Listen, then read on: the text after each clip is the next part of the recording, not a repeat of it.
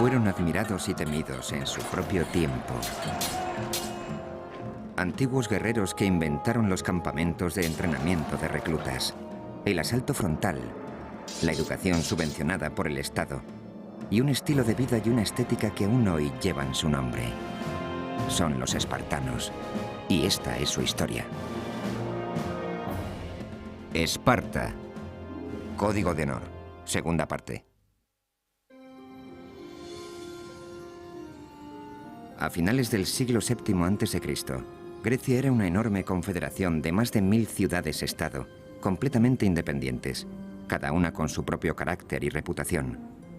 Atenas, la más grande de todas, tenía una vida cultural muy desarrollada, una arquitectura magnífica y una armada impresionante. Pero Esparta, considerada por encima de Atenas por todas las ciudades-estado del Egeo, no contaba con nada de eso. Al contrario, había sacrificado la cultura en el altar de la guerra. Esparta era un campamento armado. Eso nos da un sistema educativo enfocado principalmente a la formación militar. Fue entonces cuando se creó un cuerpo de policía secreta y cuando se produjo la desconexión temporal con el resto de Grecia. Esparta no conquistará colonias ni construirá ninguna flota. Su única obsesión será el control de Mesenia. Desde finales del siglo VII a.C., Esparta tenía sometida a Mesenia, un país cuya población superaba la de Esparta en una proporción de 10 a 1. Dicho sometimiento se llevaba a cabo a través de un tipo de esclavitud llamado hilotismo, acompañado por una campaña de terror ejercida por soldados específicamente entrenados. Esparta fue el primer país que desarrolló lo que se daría en llamar disciplina militar occidental. Los conceptos modernos acerca de la instrucción, las marchas, rangos, filas y técnica del asalto por falanges fueron todos inventados por los espartanos. En este caótico mundo de las guerras hoplitas, los espartanos aprendieron que había que mantener la calma y estar unidos. Así se evitaban los espacios entre ellos, aumentaba la cohesión de las filas y se derrotaba al enemigo. Entre todas las falanges, la espartana era la más elegante, la más capacitada para realizar cambios en el campo de batalla en caso necesario.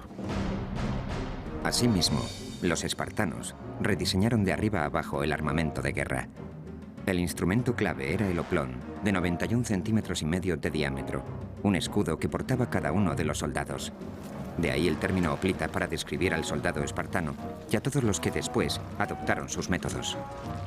Los soldados, además, iban armados con lanzas de 2 metros de largo, una segunda espada, un pesado casco con 2 pequeñas aberturas para poder ver y una armadura de bronce. Con lo que el ensamblaje completo, o panoplia, podía llegar a pesar casi 32 kilos. En este punto puede parecer ridículo que en pleno verano hombres que no medían más de unos 70 y pesaban entre los 55 y los 59 kilos pudieran cargar con la mitad de su peso. ¿Cómo lo conseguían? A través de un sistema de rituales que determinaba una batalla entera mediante un choque de media hora entre ciudades-estado vecinas. Por lo que se cuenta, los espartanos dominaban este arte de guerra mejor que nadie.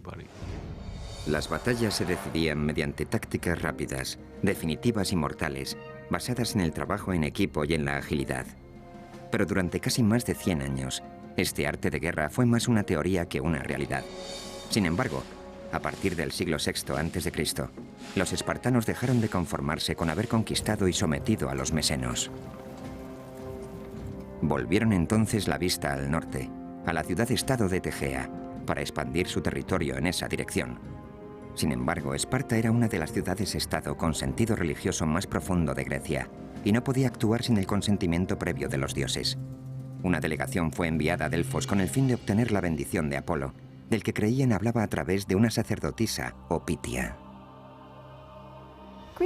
El oráculo griego era parte horóscopo, parte galleta china del porvenir, parte conjeturas y parte sobornos. A menudo la gente escuchaba lo que quería escuchar. El peregrinaje a Delfos parecía más una visita al mago de Oz que una consulta a un futurólogo o a un lector de manos. Alrededor del año 560 a.C., los espartanos invadieron Tegea. Aquella victoria significó algo más que tan solo ganar una guerra. A partir de entonces, Tegea, en lugar de en enemiga, se convirtió en aliada y probablemente en una de las primeras de una serie de alianzas que se expandieron por la mayor parte del Peloponeso e incluso más allá de él. A finales del siglo VI a.C., la intimidante máquina espartana había convencido a numerosas ciudades-estado del Peloponeso para que se unieran a ella. Esta poderosa alianza se conoció como la Liga del Peloponeso, y Esparta fue su líder. El objetivo consistía en crear una fuerza que hiciera frente a Atenas, no tanto para tomar la potente ciudad-estado como para evitar tener que luchar contra ella. Es algo lógico. Si cuentas con una superioridad militar absoluta y con la reputación como potencia militar absoluta, puedes evitar los enfrentamientos. Esta era la política espartana. Trataban de evitar los conflictos a toda costa porque eran conscientes de que siempre que se luchaba, existía el riesgo de perder. Pero la inminente amenaza proveniente desde el este obligaría a Esparta a salir de su mundo de aislamiento. Persia, gobernada por Darío I, comandaba el imperio más grande que el mundo antiguo hubiera conocido hasta el momento. Entre sus conquistas se contaban muchas ciudades-estado griegas, incluidas las de Jonia. Sin embargo, después de varias décadas de opresión política y fiscal persa, los jonios iniciaron la rebelión. En el año 499 a.C., enviaron una delegación para que se reuniera con el rey de Esparta, Cleómenes, quien se negó a atender a los jonios, decisión que desencadenó una serie de acontecimientos que cambiaron el curso de la historia. Pero no todos los griegos compartían la claridad de visión de Cleómenes. Los ateneos fueron persuadidos por los jonios para que enviaran apoyo a los revolucionarios. A pesar de la ayuda de Atenas, el poderoso imperio de Darío I derrotó a los jonios. Y los persas no perdonarían nunca el apoyo de Atenas a los rebeldes. Tras haber aplastado el levantamiento, los persas empezaron a pensar en serio acerca de aquellos advenedizos del oeste que habían osado entrometerse en lo que para Persia era, a todos los efectos, un asunto interno. Entretanto, Cleómenes se embarcaba en una cruel campaña de anexión de las ciudades-estado vecinas con el objetivo de reforzar y expandir la Liga del Peloponeso.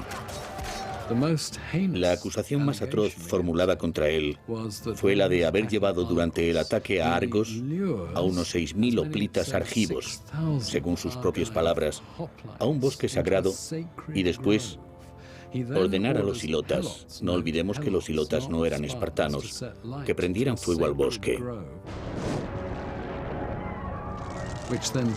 Con lo que esos 6.000 argivos murieron torturados. Cuando Cleómenes volvió a Esparta fue juzgado por estos hechos.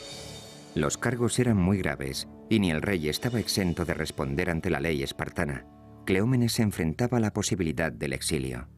Lo que resultaba inaceptable era que se tratara de otra ciudad griega, de un bosque sagrado, porque el engaño equivalía en este caso a prácticamente un sacrilegio. Sin embargo, sobrevivió. Vivió para luchar otro día más, pero sus circunstancias no dejaron de ser sospechosas. En un intento de evitar su propio exilio, Cleómenes tenía que eliminar las fuerzas que se oponían a él dentro del gobierno. Eso significaba acabar con la competencia, es decir, con el otro rey de Esparta, de Marato. Para conseguirlo, Cleómenes sobornó al oráculo de Delfos para que declarara ilegítimo al rey de Marato. Este fue inmediatamente depuesto y condenado al exilio. Pero la trama de Cleómenes no tardaría en descubrirse, con lo que él también acabó exiliado. Cuando Cleómenes regresó, con el tiempo, sufrió una horrible muerte que él mismo se infligió. La versión más extrema de los acontecimientos cuenta que se suicidó descuartizándose a sí mismo desde los pies hasta llegar a los órganos vitales.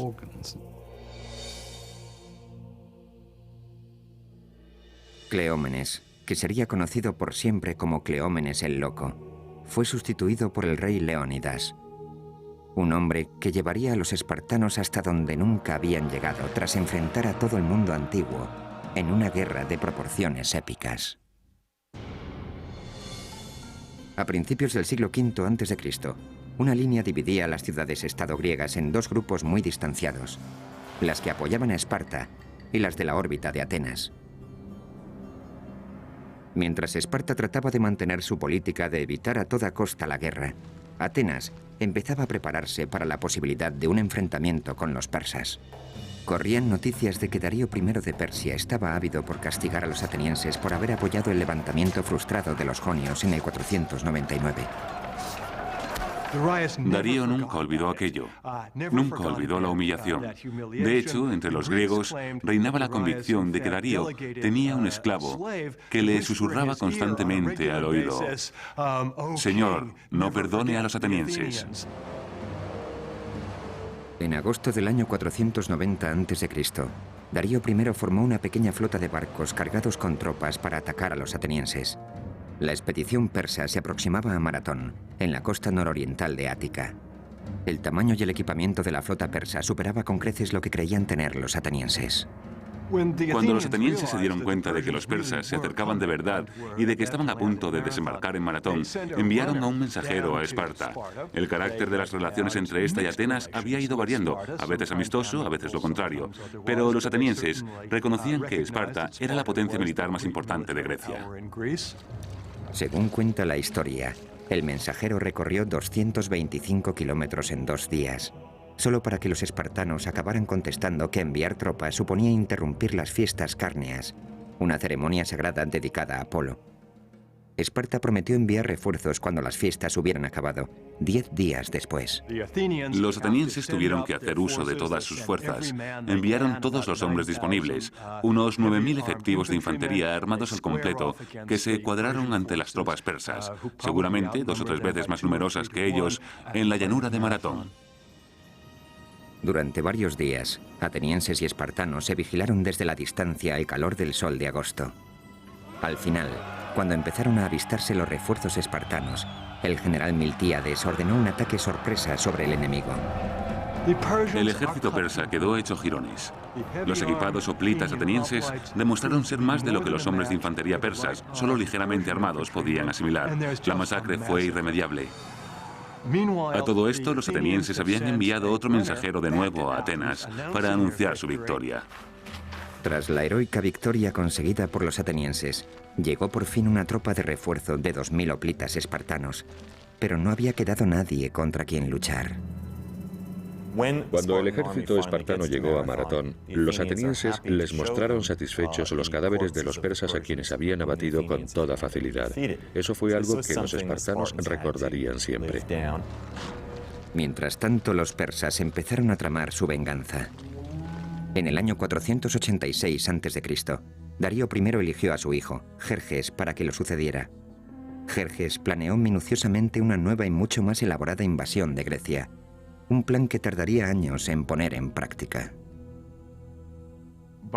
Hacia el año 481 o 480 se hizo obvio que Jerjes llevaba unos 4 años movilizando a una enorme fuerza, quizá de unos 250.000 hombres de la flota y del ejército de tierra, para incurrir en Grecia bien preparados. Ante esto, los espartanos, los atenienses y otro pequeño contingente de ciudades-estado se reunieron para programar un contraataque. Debatieron ampliamente la estrategia, antes de acabar nombrando al almirante espartano Euribíades para comandar tanto las fuerzas de tierra como las navales. Por un lado, los espartanos eran muy arrogantes. Se decían a sí mismos: si los peleles de los atenienses pudieron con los persas en Maratón, ¿qué no podremos hacer los espartanos?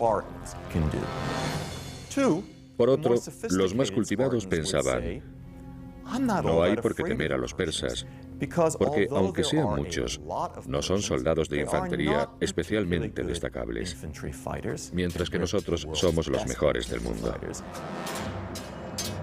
En la primavera del año 480 a.C., todo estaba ya preparado. Los persas, por su parte, habían reunido 46 contingentes regionales bajo el comando de 30 generales para la invasión de Grecia. A la cabeza de todos Jerjes, conocido tanto por amigos como por enemigos como el Gran Rey, la enorme fuerza estaba compuesta por unos 200 o 300.000 soldados. El ejército de Jerjes consumía millones de litros de agua al día y millones de kilos de trigo, de comida, de carne. En el mar, unos 750 barcos de guerra llamados triremes fueron flanqueados por varios cientos de barcos de abastecimiento. La vasta armada persa se movía al tiempo que lo hacían las tropas de tierra. Se trataba de una maquinaria de guerra de potencia sin precedentes que requería de una planificación y una ejecución magistrales para cada acción. La dependencia que existía entre la armada persa y su ejército de infantería es un factor clave a la hora de analizar estas guerras. El ejército tenía que mantener el contacto con la armada, porque ésta garantizaba la seguridad de los barcos de abastecimiento. Los griegos, acostumbrados a librar batallas en las que participaban un máximo de unos pocos miles de hombres, iban a tener que enfrentarse a una interminable riada de tropas enemigas. Después de mucho debatir acerca de lo que se debía hacer, decidieron apostarse en las Termópilas, en el pintoresco enclave conocido como las Puertas Candentes, por los cercanos lagos de sulfuro en ebullición. Las Termópilas eran la puerta de entrada al sur. En el 480 a.C., el paso de las Termópilas tenía unos 15 metros de anchura, con lo que constituía un punto capaz de neutralizar la enorme ventaja numérica de Jerjes. Creo que todo el mundo comprendió perfectamente lo que pasaba y entendieron que había que oponer resistencia, porque de no hacerlo, el problema no sería que los persas cruzaran este paso en particular, sino que la moral de los griegos caería en picado, lo cual los llevaría a perder la guerra. Si los griegos conseguían resistir en las Termópilas, los persas acabarían comiéndose unos a otros lejos de su casa, ya que eran como un inmenso monstruo que tenía que estar continuamente alimentándose. Los espartanos estaban al mando del rey Leónidas, un experto gracias a las muchas campañas que se habían llevado a cabo durante sus 11 años de reinado. Pero para ganar esta guerra se vería obligado a hacer el mayor sacrificio de todos. El oráculo de Delfos había pronosticado que el rey de Persia conquistaría Esparta, a menos que el rey de Esparta muriera. Leónidas era perfectamente consciente de este augurio, así como de que si los griegos oponían una contundente resistencia a los persas tras las Termópilas, se iba a producir un momento glorioso, algo que conmocionaría a todo el mundo. En un inmenso alarde de valor, Leónidas seleccionó a los hombres para la que seguro sería una misión suicida. Cuando Leónidas partió hacia las Termópilas, se llevó consigo una guardia real de 300 hombres. En este caso particular, sin embargo, la Guardia Real fue específicamente seleccionada.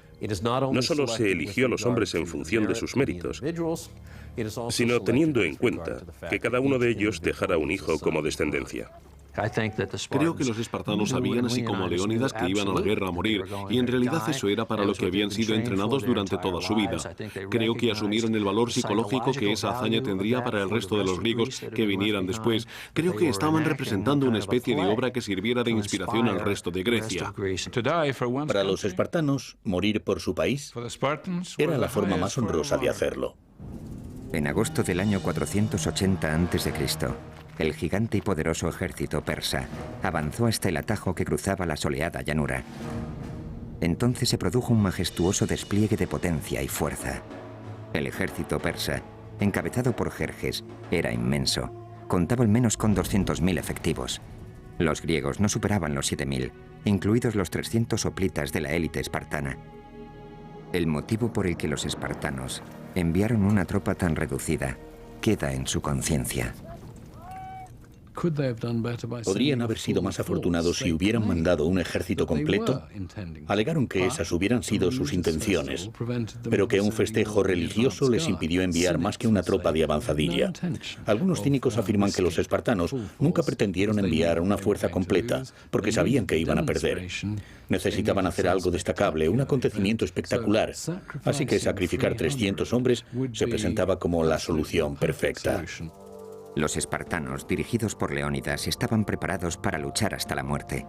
Cuando Jerjes envió un mensajero, combinando a los espartanos a que depusieran las armas, Leónidas respondió con 2 palabras: molon lave, o ven tú a cogerlas. No podía haber un contraste mayor entre dos ejércitos, no podía haber un contraste mayor entre dos sociedades. Por un lado, Jerjes en su trono, con secretarios tomando notas, y por otro, Leónidas, al frente de sus hombres. La misión del rey Leónidas era crucial. retener a los persas el tiempo suficiente como para que los generales griegos consiguieran formar sus tropas en el Istmo de Corinto. Necesitaban tiempo para montar un contraataque a gran escala. Si al pesado ejército persa se le permitía pasar libremente hacia el sur, la zona central de Grecia caería seguida, sin lugar a dudas, por el Peloponeso. La idea de los griegos en las Termópilas era brillante: forzar un parón y crear problemas logísticos a esta especie de inquebrantable ejército. Cuando los griegos llegaron a las Termópilas, reconstruyeron la pared que había atravesado el paso.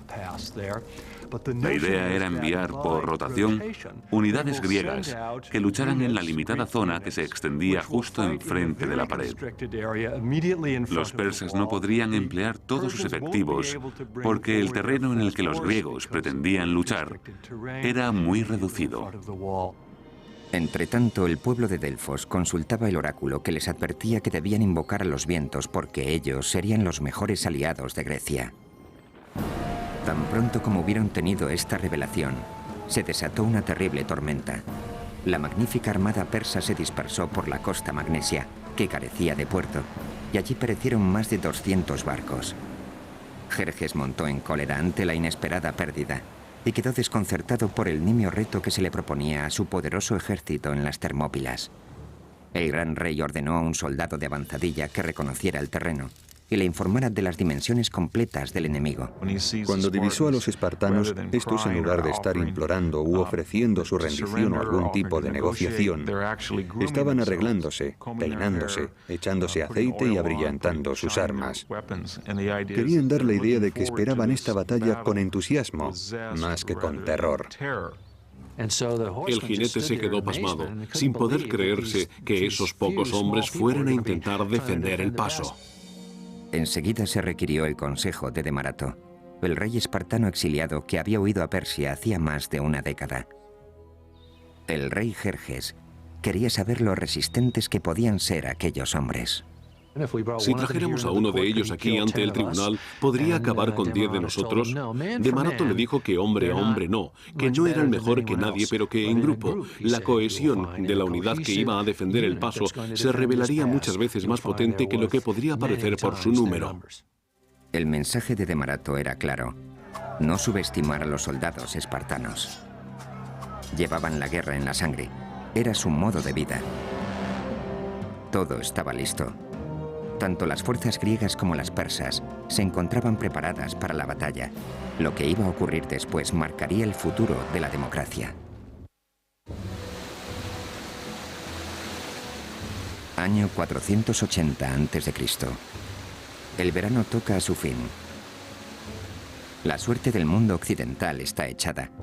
En el estrecho paso de las Termópilas se han formado las líneas de la batalla que enfrentará a Grecia y a Persia. 300 espartanos, junto con sus 7.000 aliados griegos, se han atrincherado y están listos para enfrentarse a un ejército persa de al menos 200.000 efectivos. Para los espartanos se presenta como una misión suicida, pero deben parar a los persas para que Grecia pueda preparar el contraataque. Cuando el rey Leónidas partió para defender el paso de las Termópilas y supo que le esperaba la muerte, su mujer, Gorgo, al despedirse le preguntó si tenía instrucciones para ella. Leónidas le dijo que se casara con un buen hombre y tuviera hijos sanos. Así eran los espartanos, siempre dispuestos a morir, preparados para morir. Consideraban que morir en combate por su país era algo verdaderamente glorioso. Así pues, en nombre del honor y de la gloria, los soldados espartanos resistieron desafiantes y serenos, incluso preparados para abalanzarse sobre la inmensa fuerza persa, de cuya presencia les había puesto sobre aviso la avanzadilla de reconocimiento. Les dijo: los arqueros persas son tantos que cuando disparan sus flechas nublan el sol. A lo que otro espartano, Diéquenes, respondió: bueno, pues libraremos la batalla en penumbra. El 18 de agosto del año 480 a.C., 4 días después de haber llegado a las puertas candentes de las Termópilas, los dos bandos se hallaban listos para el combate. El aplastante número de efectivos persas les permitió contar con toda la seguridad que un ejército podía desear. Pero las tropas bronce y carmesí espartanas se erguían desafiantes, dispuestas a luchar. Normalmente conocemos formaciones de 8 filas. El motivo que lo justifica es que las primeras 2 o 3 filas luchan porque las lanzas son muy largas. Sin embargo, la función de las filas de atrás consiste tan solo en empujar a las de delante. Así que la cohesión y el empuje de las filas de atrás resultan absolutamente tan cruciales como la destreza y la valentía de los hombres del frente. Pronto los persas se dieron cuenta de que su aparente ventaja numérica no era tal en la práctica. Una vez que se ha asumido que no es posible maniobrar y que los jinetes persas no van a poder hacer nada, entonces ya tienes el embudo. Sabes que has empujado a toda esa gente hacia un cuello de botella. Los persas tuvieron que atravesar el bronce y el hierro, cosa que nunca antes habían hecho. Los cortaron a pedazos. En los estrechos confines del paso, el pesado armamento griego, sus largas y afiladas lanzas y sus enormes escudos demostraron ser bastante eficaces contra el armamento ligero y las cortas lanzas de los persas. Fue algo escabroso. La gente gritaba, defecaba, orinaba, caía al suelo derribada, era pisoteada. Las lanzas iban rompiéndose. La batalla se convirtió en una auténtica carnicería. La falange griega era prácticamente impenetrable, y nada más caer la tarde, el campo de batalla ya parecía el infierno. Todo el paso estaba cubierto de cadáveres, y los espartanos no mostraban síntomas de desfallecimiento. La falange espartana funcionaba casi como un cuerpo de ballet, con esa agilidad de acción, esa habilidad para ejecutar con rapidez las decisiones en el campo de batalla y para moverse como una unidad. Estas eran algunas de las cosas que hacían de los espartanos unos soldados tan formidables. Jerjes estaba decidido a destruir la falange espartana y a detener el baño de sangre. Ordenó a sus guardaespaldas personales, conocidos como los inmortales, que participaran en la lucha. Solo ellos contaban con armas capaces de hacer frente al armamento pesado de los griegos, pero no fue suficiente. Un enfrentamiento salvaje dejó a las tropas de élite del rey completamente destrozadas. Viendo cómo un velo de muerte se cernía sin piedad sobre ellos, tuvieron que detener la lucha y retirarse. La mentalidad y la ideología hoplitas puede resumirse en una sola frase: mantenerse firme o mantener la posición. La aportación de los espartanos es esa solidez, ese ser fuertes como una roca. Al caer la noche, Jerjes abandonó el combate. Su bestia colosal cayó de rodillas. Las pérdidas persas se contaban por miles. A través de la llanura ensangrentada, los griegos atendían a sus víctimas mucho menos numerosas. Leónidas caminaba entre los muertos, perfectamente consciente de que en cuestión de horas sus hombres correrían la misma suerte.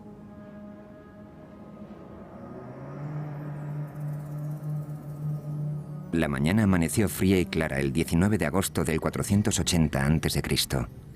El rey Jerjes de Persia, tambaleándose todavía por el escalofriante número de bajas el primer día en las Termópilas, lanzó su segundo asalto sobre los griegos. Esta vez, formó una especie de brigada con hombres conocidos por su valor y arrojo, a los que prometió recompensas por atravesar el estrecho paso, y amenazó con ejecutar si rompían filas y huían. El rey persa recurrió a esas tácticas de bulldozer. Creyó que si seguía enviando hombres, al final conseguiría romper las filas griegas. Pero una vez más, la impresionante fuerza persa no fue suficiente para derrotar a los griegos ni al cuerpo de élite espartano. La batalla proseguía a través de un sangriento segundo día y acabó convirtiéndose en otra masacre a gran escala. Los muertos y heridos persas se amontonaban en altas pilas frente a las líneas griegas. Un intenso olor a muerte impregnaba toda la escena. Los griegos también sufrieron alguna baja, pero el número de las de los persas era incontable. Resultaba demasiado desmoralizante permitir que esto siguiera indefinidamente. Desde su dorado trono en lo alto de la montaña, Jerjes observaba cómo sus mejores tropas sufrían salvajes pérdidas. Al rey no le quedó otra opción que recurrir a otro desafortunado ataque. Después de todo, el rey persa podía permitirse 50 bajas por cada una de las de los griegos, sin acusarlo gravemente. Pero también era verdad que si por cada baja griega había 50 persas, y eso se prolongaba durante mucho tiempo, la moral de su ejército se vería irremisiblemente afectada, así que tenía que encontrar otro camino. Entonces se produjo un punto de inflexión cuando un griego llamado Efialtes, no sin antes recibir una cuantiosa recompensa a cambio, decidió traicionar a sus compatriotas y guió a los persas a través de un paso secreto en el monte Calidromos. En griego, el nombre de Efialtes se ha convertido en la palabra más común de todos los tiempos para referirse a las pesadillas. Es la palabra griega para pesadilla. El camino que Efialtes mostró a los oprimidos soldados persas les permitió rodear el contingente griego, una táctica con la que Jerjes creía que iba a acabar venciendo por fin a sus enemigos. Los inmortales persas ascendieron a hurtadillas por la noche, y al amanecer, el sonido de sus pisadas sobre las hojas secas anunció su llegada al otro lado. Las puertas candentes se habían convertido en una trampa mortal para los espartanos, con abruptos acantilados y el océano a un lado, las montañas a otro, y los soldados persas concentrados frente a ellos y ahora también detrás. En este punto, Leónidas analizó la situación. Era el comandante en jefe de la zona de combate, así que ordenó la retirada al conjunto de griegos en las Termópilas. Los espartanos se quedarían con él. Hasta el último de ellos permaneció en su posición. Después de girar las tornas en el paso, llegó el tercer día, uno de los más memorables de la historia griega. Cansados y heridos, los dignos soldados espartanos hicieron uso por última vez de su pesado armamento. Mientras se preparaban para morir, el rey Leónidas pronunció sus últimas palabras. Desayunen copiosamente, señores, porque esta noche cenaremos todos en el infierno. En ningún momento se planteó rendirse, sino que luchó hasta que no quedó ni un solo hombre. Cuando el sol asomó entre las colinas, los espartanos y los pocos aliados que quedaban estaban siendo atacados por todos lados. No por ello dejaron de luchar con valor, lanzándose con fiera desesperación hacia el sangriento campo de batalla. Entonces el rey Leónidas fue herido de muerte, y los espartanos pelearon salvajemente para hacerse con el cadáver, y consiguieron sacarlo de allí. Al final, la noche del 20 de agosto del 480 a.C., los espartanos realizaron su último y desesperado intento de resistencia. Según se cuenta, sus armas ya estaban destrozadas, así que se deshicieron de ellas. Sus escudos resquebrajados, sus armaduras deshechas, se sirvieron entonces de sus dientes, de sus manos. Se enfrentaron a puñetazos a los miles de persas que consiguieron rodearlos en una colina, y no queriendo desperdiciar más efectivos, enterraron a los griegos en un mar de flechas.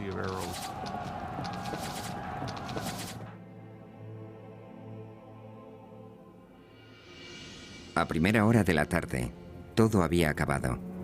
Los 300 espartanos yacían muertos junto con varios cientos de aliados. Pero las pérdidas persas eran escalofriantes. Se calcula que de unos 20.000 hombres. Empuñando por fin la victoria, Jerjes inspeccionó el campo de batalla. Entonces encontró el cuerpo del rey Leónidas, que estaba escondido. Lo decapitó y clavó la cabeza en un poste para que todo el mundo la viera. Fue un gesto barbárico destinado a demostrar que los espartanos eran, después de todo, simples mortales. Pero las gravemente desmoralizadas tropas persas no quedaron del todo convencidas. Sabían que la guerra no había hecho más que empezar y que había más espartanos esperándoles. Tras lo ocurrido en las Termópilas, los persas quedaron invadidos por cierto sentimiento de miedo de suspense, al menos acerca de lo que podía pasar con los espartanos. La de las Termópilas fue probablemente la derrota más importante sufrida en un solo día en toda la historia griega. También hay que decir que reportó algunos beneficios para los griegos, ya que les permitió movilizarse hacia los territorios posteriores, en Ática, lo cual hizo surgir en ellos el sentimiento de heroicidad, de unión en torno a tal acto de valentía, además de suscitar el miedo entre los persas, que se encontraron con un pueblo con el que no contaban. Muchos años después, fue erigido un monumento en las Termópilas, en honor a los 300 espartanos que heroicamente contuvieron a los 200.000 persas durante 3 cruentos días. Aquí, sobre una piedra sin ningún tipo de adorno, hayamos grabado un clásico y sencillo epitafio. Extranjeros de paso, decidles a los espartanos que aquí, obedientes a nuestras leyes, yacemos. Hace hincapié en el hecho de que, independientemente de las percepciones o ideas de cada uno, las leyes espartanas dictaban que aquellos soldados permanecieran allí en ese momento. En cierto sentido, los espartanos necesitaban algo así. Necesitaban una batalla espartana de maratón. Necesitaban un acontecimiento al que poder referirse para demostrar que la virtud espartana era absolutamente inquebrantable. Incluso, aunque no vencieron, obtuvieron una victoria moral porque murió hasta el último de sus hombres. Lo que ocurrió en las Termópilas ha quedado grabado en la memoria de la civilización occidental.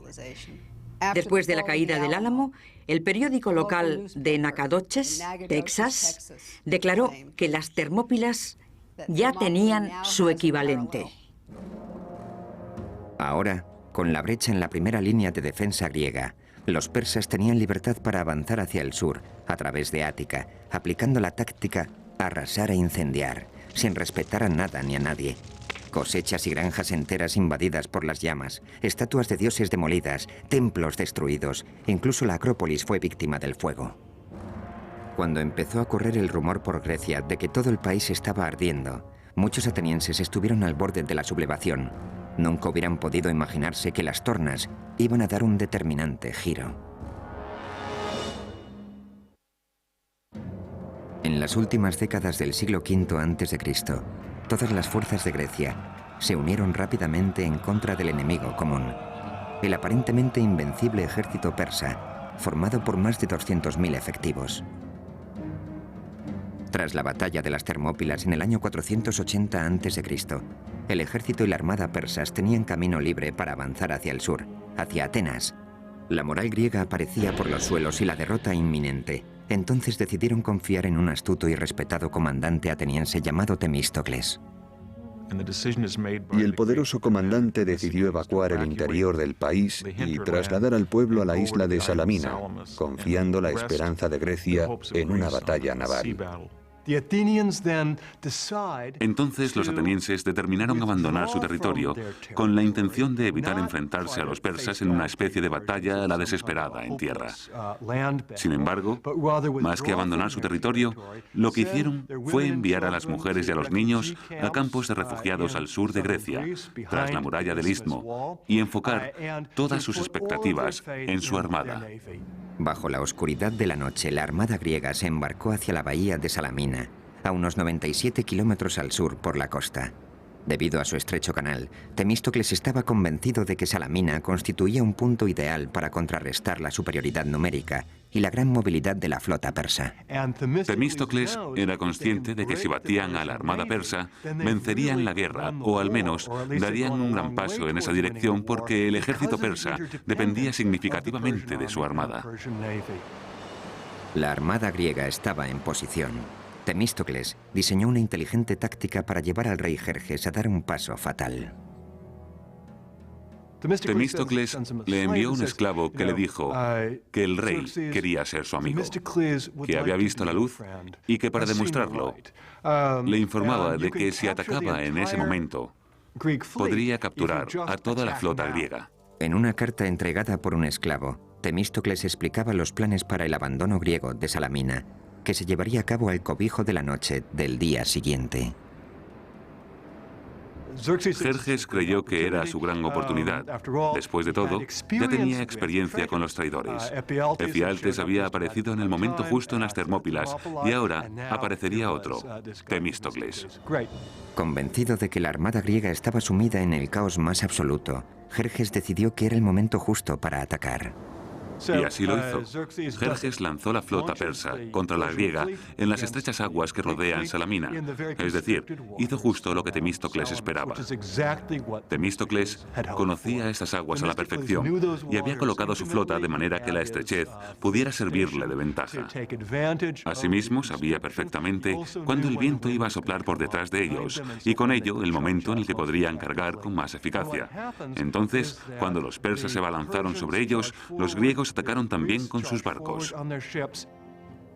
Creo que esta constituyera la batalla naval más importante con respecto al número de efectivos de la historia de la civilización occidental.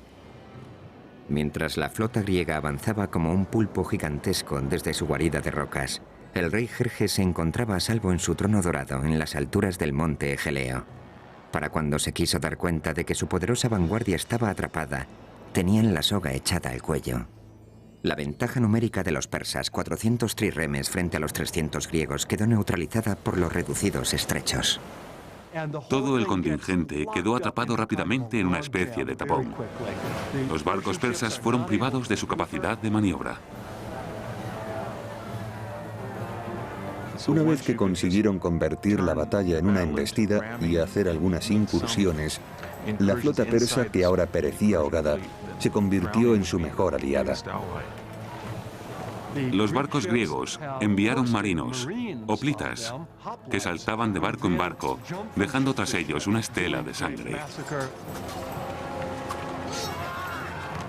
Probablemente el índice de bajas de esta sea el más grande que se haya producido en una única batalla naval en toda la historia. El número de persas que se ahogaron en la costa de Ática ascendería hasta los 60.000. Fue un desastre sin precedentes para los persas y una victoria rotunda para los griegos. Los cadáveres y los restos de los barcos no dejaban ver el agua. Los persas perdieron unos 200 barcos, mientras que los griegos solo unos 40. Jerjes estaba encolerizado y humillado. Como resultado de la batalla de Salamina, Jerjes y todo su ejército tuvieron que salir de Grecia. Era imposible dejar a su ejército en Grecia a menos que pudiera garantizar su reabastecimiento.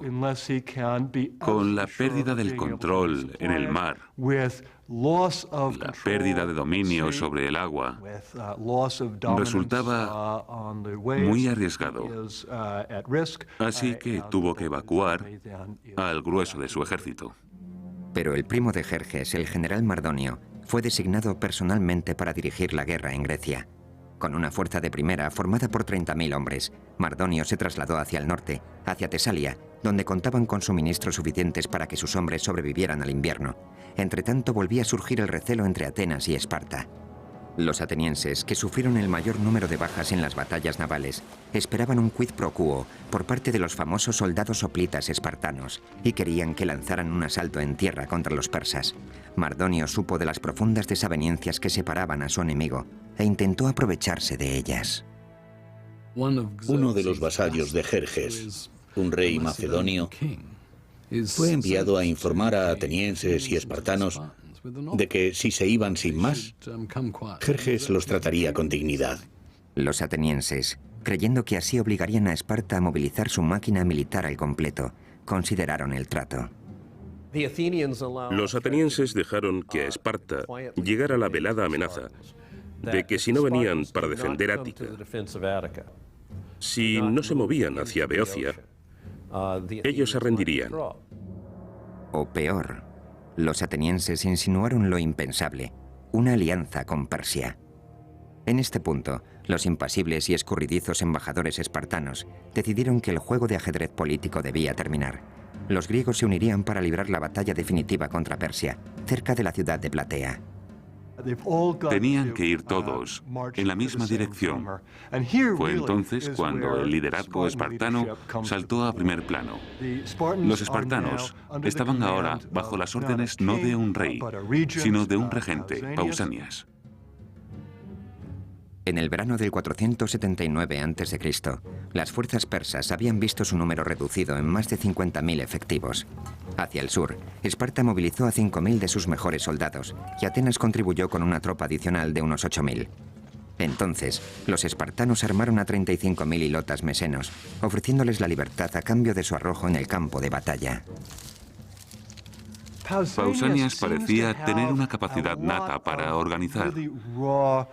Tenía mucha visión militar y algo quizá más importante, un sentido único para mantener unido de manera diplomática a este inmenso ejército en conflicto interno constante que era la fuerza griega. Seguramente nadie más que un espartano podría haber conseguido sacar todo adelante en tales circunstancias. Durante 11 días, los comandantes rivales se mantuvieron en sus respectivas posiciones sobre la llanura de Platea. Mardonio y la caballería persa, al norte, Pausanias y la infantería griega, al sur. Finalmente, en los albores del día siguiente, los persas rompieron aquella quietud lanzando un contundente ataque. La caballería persa tenía capacidad para infligir verdaderos daños iniciales sobre las fuerzas griegas. Los griegos se vieron obligados a volver a desplegar sus tropas. Aunque los 5.000 hoplitas espartanos solo suponían el 10% de la fuerza aliada, su disciplina, su resistente armadura y sus afiladas lanzas hacían que su presencia fuera abrumadora. Creo que una vez que los persas decidieron atacar a la infantería sobre la llanura de Platea, no había más que Mardonio o lo que el más alto mando persa pudiera hacer, porque al final iba a ser una cuestión de hombres con barras de mimbre y lino intentando cargar contra filas de lanzas. Y no había ejército en el mundo capaz de hacerlo a excepción del espartano. La feroz contienda crecía en intensidad, y los espartanos, armados hasta los dientes, convirtieron el campo de batalla en un reguero de sangre. Los persas fueron descuartizados como ganado. Los espartanos constituyeron la clave del éxito griego en la batalla de Platea. Fue una batalla hóplita, y los espartanos contaban con el ejército hóplita más potente de Grecia. Lucharon con todas sus fuerzas. Si Salamina representa la victoria por excelencia de los atenienses, una victoria en el mar, Platea es la victoria por excelencia de los espartanos, la victoria en tierra. Todo acabó cuando el general persa Mardonio murió. Los hombres de su guardia personal huyeron para salvar la vida, mientras que los pocos soldados persas que quedaron fueron esparcidos a los 4 vientos. Las pérdidas griegas fueron mínimas, alrededor de los 1.000 hombres. Sin embargo, las tropas persas, que una vez alcanzaron los 50.000 efectivos, sufrieron una derrota definitiva. Como fuerza de combate, dejaron de suponer una amenaza, terminando así para siempre con el sueño del rey Jerjes de conquistar Occidente.